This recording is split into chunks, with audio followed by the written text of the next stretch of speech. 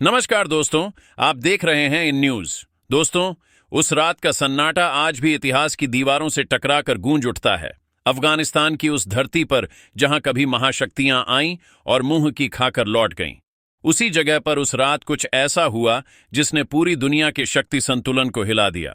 आसमान में छाई अंधेरी रात, ठंडी हवाओं में फैली बारूद की गंध और बगराम एयरबेस की रनवे पर तिरंगे की झलक।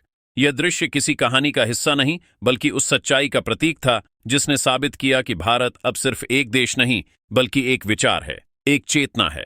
जब उस रात भारतीय वायुसेना के जेट्स ने बगराम की धरती पर कदम रखा, तो सिर्फ अमेरिका ही नहीं, पूरी दुनिया की आंखें चौंधी आ गईं। वॉशिंगटन से लेकर बीजिंग तक हलचल मच गई। हर उपग्रह, हर रडार, हर जासूसी एजेंसी उस एक सवाल से जूझ रही थी, आखिर भारत ने ऐसा कैसे कर दिखाया। वो रात सिर्फ एक ऑपरेशन की नहीं थी, वह एक युग परिवर्तन की रात थी। बगराम, जो कभी अमेरिकी साम्राज्य की सबसे बड़ी शक्ति का प्रतीक था, अब भारतीय पराक्रम का गढ़ बन चुका था। उस रात जब भारतीय सैनिकों ने वहां तिरंगा फहराया, तो अमेरिका के अहंकार की नींव हिल गई। उस जीत के पीछे ना कोई अहंकार था, ना कोई लालच, बस एक भाव, राष्ट्र गौरव।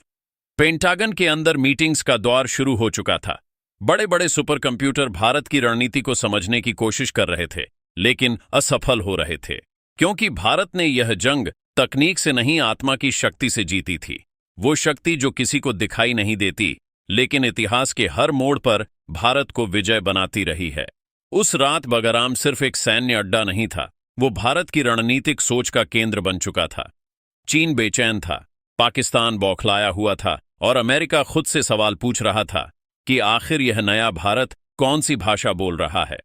भारत की असफलता किसी गोली, किसी मिसाइल की नहीं थी, बल्कि यह उस विचार की जीत थी जो कहता है शक्ति का अर्थ विनाश नहीं, संरक्षण है। लेकिन इस जीत के साथ ही शुरू हुआ एक नया दौर, साजिशों का दौर, धोखे का दौर और मानसिक युद्ध का दौर। क्योंकि जितनी ऊंची जीत होती है, उसे गिराने की साजिशें उतनी गहरी होती हैं। दिल्ली में प्रधानमंत्री के कार्यालय में उस वक्त राष्ट्रीय सुरक्षा परिषद की आपात बैठक चल रही थी। दीवारों पर लगे नक्शे पर लाल बिंदु टिमटिमा रहे थे, जो बगराम के चारों ओर अदृश्य गतिविधियों का संकेत दे रहे थे। प्रधानमंत्री के चेहरे पर अडिग दृढ़ता थी, लेकिन आंखों में चिंता की एक हल्की रेखा झलक रही थी। रॉ प्रमुख ने धीरे से कहा, सर, यह सिर्फ अमेरिका नहीं है, कुछ और भी है जो इस खेल में शामिल है। प्रधानमंत्री ने नजरें उठाकर कहा, मुझे शक नहीं, नाम चाहिए। कमरे में सन्नाटा छा गया। कुछ क्षण बाद जवाब आया, इजराइल से चोरी हुआ एक सॉफ्टवेयर अब तुर्की के हाथों में है और उसका इस्तेमाल भारत की सिस्टम पर हमला करने के लिए किया जा रहा है। प्रधानमंत्री के चेहरे पर अब चिंता नहीं, बल्कि संकल्प था। उन्होंने कहा, तो अब वक्त आ गया है कि हम सिर्फ बचाव नहीं, जवाब दें। और उसी वक्त शुरू हुआ इतिहास का सबसे गुप्त मिशन, ऑपरेशन गरुड़ प्रहार। यह ऑपरेशन किसी को बताए बिना किसी घोषणा के शुरू हुआ। आधी रात के 3 बजे बगराम से भारत के 5C-7 विमान आसमान की ओर उड़ चुके थे।